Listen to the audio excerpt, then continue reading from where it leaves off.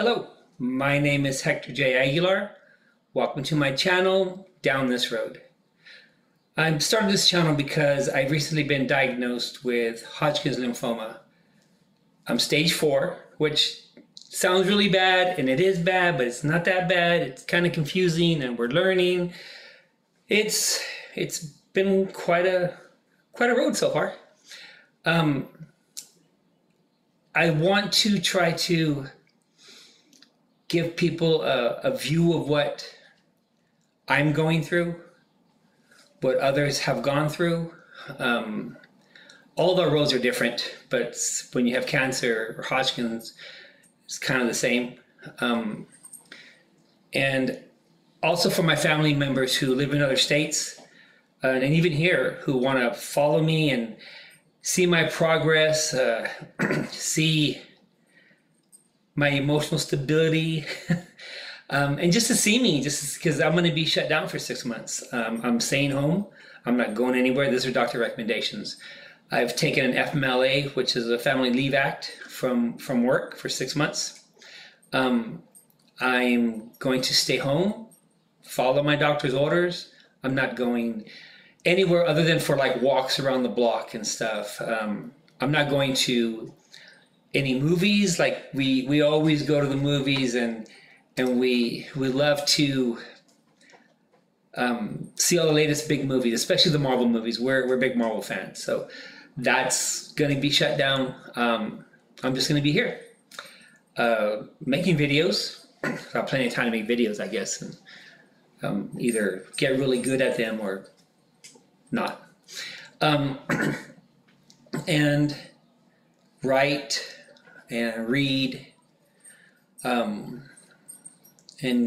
just get better.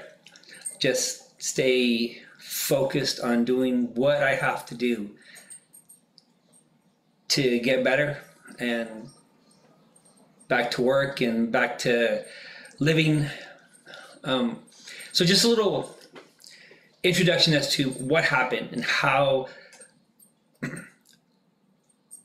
I found out I had Hodgkin's. So I woke up one morning, and my neck was killing me. It was, you sleep wrong sometimes, and you just wake up and your neck's all stiff, and you're like, oh man, what was I dreaming about? Like, what was I doing? Woke up hurting like crazy. I grabbed my neck, and on this side of my neck, I'm like, whoa, I got a good knot. And I started rubbing it, and it was painful. And I was like, okay, I'm just gonna leave it alone. So about let's say 4 to 5 days later, I had a chiropractor appointment. Went to the chiropractor. He asked me any changes. I said, I woke up, my neck's killing me. And it woke up, and now it's still hurting, and I have a knot. So he goes, you know what, lay down and let me check your neck. So I laid on the table. He grabbed my neck, started messing with it, and he's like, yeah, you got a good sized knot. So he popped my neck. Felt great. Did the rest of the adjustments. Felt great. Went home. 2 days later, still feeling fine except for the knot. Now, you know what? I'm gonna start working on it. See if I can just get it to loosen up. So I was, just massaging it, not doing anything crazy because it hurt a little. Just moving it around and stuff, and then left it alone. And then all of a sudden, it was gone, and I was like, yes, I got it. Nice. Back. And 2 days later, it showed up it's really big right now, but because here's a knot right here, but it was in this area, and it was just a knot. And my first thought was, what did I do? Did I aggravate a nerve, and now the muscle is surrounding the nerve to protect the nerve, and oh, great, right? So I thought, okay, just gonna relax, give it a couple of days, see what happens. So let's just say 4 days later, I'm sitting at work. I look over, and I look over, touching my neck and stuff, and I'm just thinking, this isn't right. There's something more happening here. So I went over and I told my boss, hey, I'm gonna call Kaiser. I'm gonna set up an appointment, and so I need to leave. And he goes, go for it. Do what you gotta do. It's okay. So I called them. They said, come in at 2:30. So I went in the afternoon. This was actually March 7th. That was my first doctor's appointment about this. or concerning this, right? Trying to find out what this is. Go in, didn't get to see my regular doctor. She was busy. So I got to see another doctor. This doctor is new. I believe he's from Stockton, Kaiser. He was in like emergency floor medicine or whatever. And he decided, he'd been doing that for years. He decided to step back, go into, I guess, family practice. I guess that's what it's called. And we're having a conversation. He checks my neck and everything. He does my vitals, and and we're sitting there just talking back and forth, asking me questions, and I'm answering questions. And he just looks at me and he says, I don't like it. I don't like this conversation. I don't like the way it feels. I don't like where it's going. And then he kind of got quiet, like he was thinking. And then he says, you're going to go to the hospital, go to the lab. We're going to pull a bunch of blood. And then we're going to go over to radiology, and we're going to get a CT from your neck up. I'm like, okay, cool. So he says, I'm putting in the orders right now. I'm going to go, he goes, I'm going to go for a little bit, come back, and then you can go. It's okay. So he puts in the orders, he takes off, I don't know, goes to talk to the front desk or whatever, comes back and says, okay, go straight to the hospital. They're waiting for you. All right. So I go in, I go to the lab. They take out like 6 things of blood. I was like, whoa, you're taking a lot of blood. Because blood is very special to me. So it's like, that was a lot. Made me concerned.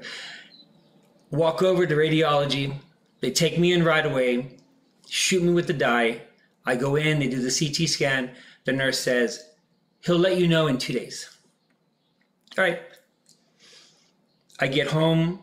An hour and a half later, 2 hours, somewhere in that time frame, I get a phone call. And he says, Hector, I need you to go back tomorrow morning, 8 o'clock. We're going to pull some more blood, and we're going to do a full body CT scan. By this time, it's in the afternoon because I've been at the hospital for a long time. So Margaret's home. And I tell her, and she's like, what's going on? And she's all concerned, of course. And I said, well, we're going to find out. So go back the next day. So that would be the 8th. They do the full body CT scan. That was in the morning. So Margaret went with me. We went to go have breakfast. And then we're sitting in breakfast, and we get a phone call. And he said, we need to set up a biopsy as soon as possible. So we set the biopsy. Excuse me, I'm going to get some water. We set up the biopsy. The biopsy is March 18th. They do a needle biopsy, which was really cool because I got to lay down. I got to watch it on the little TV as he had the ultrasound right there. And I could see the lymph nodes. And yeah, they were pretty big. And I see the needle going in. So we're talking about what he's doing. He's a great doctor. And we're cracking jokes and stuff, having a good time. And then the pathologist, she's there and she's checking the specimens. And she goes, yeah, we got it. We're good. This should be enough. And so they patch me up, send me home. Get results back, and it says inconclusive for Hodgkin's lymphoma or non-Hodgkin's lymphoma. So then we have to set up a surgery. So by this time, I had 2 big ones growing right in this area right here, right in this area, because you see the scar right here. Yeah, well, whatever. And then she took those 2 out. And then we got the positive results for Hodgkin's lymphoma. So after the Hodgkin's lymphoma, on the 23rd, they sent me, the second biopsy was April 12th. Then on April 23rd, I had to have a PET scan. From the PET scan, they found that I was stage 4 Hodgkin lymphoma because it had started lesions on my bones. So I have, on my lower spine, I have a lesion. On my sacrum, I have a lesion. Behind my diaphragm, I have a lesion. On my left hip, I have a lesion. on my right femur, I have a lesion. Sounds really bad, but it's different because it's a blood cancer and things work differently in a blood cancer than it does in a tumor cancer. We can get into that later if you want to. It's a lot, and I don't want to spend so much time on that. So May 19th, I get my Metaport in. So as you can see, my Metaport is right here. You can see the cord as it goes in, and it goes into my jugular. The Metaport is actually right here.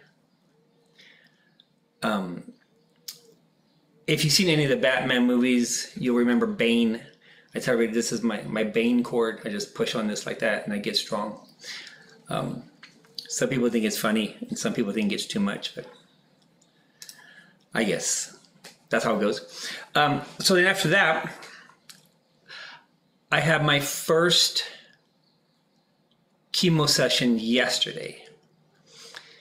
Now I had done a video prior to this. I had done a video on Saturday night, and it didn't come out. Somehow the volume didn't work. No, I'm sorry, I did it on Sunday night. Sunday night, the volume didn't work, and so I was like, oh my gosh. So this is basically going to be the introduction video as to what's happening. And then I will make the Monday video of my first chemo treatment. That's going to be a separate video, and we'll work on that later on this evening, because we're going to add something to it, and so we want to do it later this evening. But that's kind of where we are right now,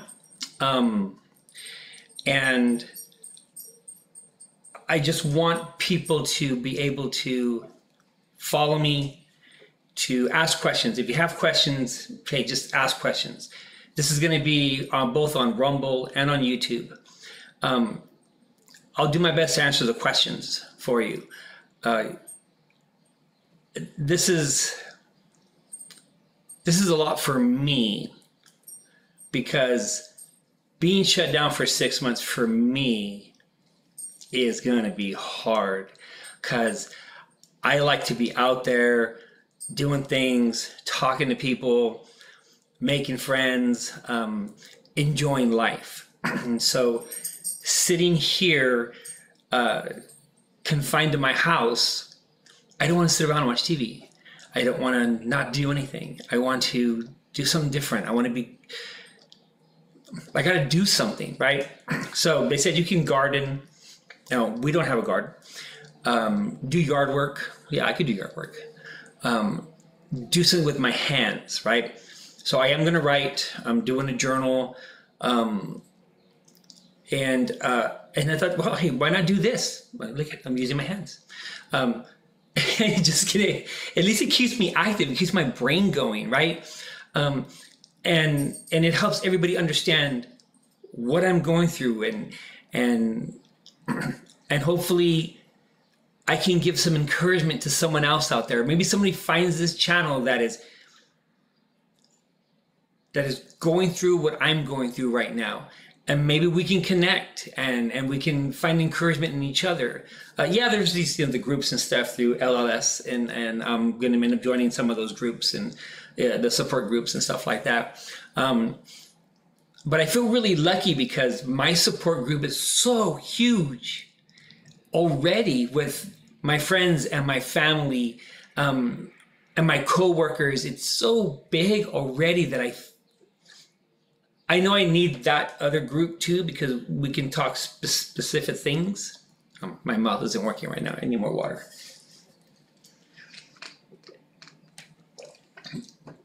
We can speak about specific things that only we know what's happening inside of us. And so, yes, I will reach out like that. But I just want to be truthful, honest. And if I have a hard day, I want to document that I have a hard day. If I'm angry, you know what I mean? I want it to be real. I want it to be now. And and not fabricated or fixed up and made all nice and shiny. I just want it to be me sharing what's happening in this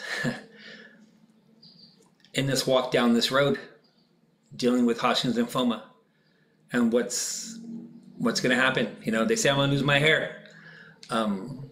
That's okay. I'll lose my hair. I already have a barber. With my nephew. He's in 7th grade, and he's in 8th grade, 7th, 8th, somewhere in there. And he has a little business. He does people hair, and I said, hey, when I start to lose my hair and I need to get rid of it, you know, will you cut it for me? He said yes. So sweet. And you know, just stuff I got to go through. You know, lose my eyebrows. But it's okay. You can barely see them anyway. They're gray, so what does that matter? But and then have some fun. You know, I like to laugh, and I like to make light of things that other people might seem as, you know, scary. But I don't live like that, so just gonna deal with it. So thank you for watching. If you choose to follow me, thank you for that. And I'll see you on the next one. Thank you.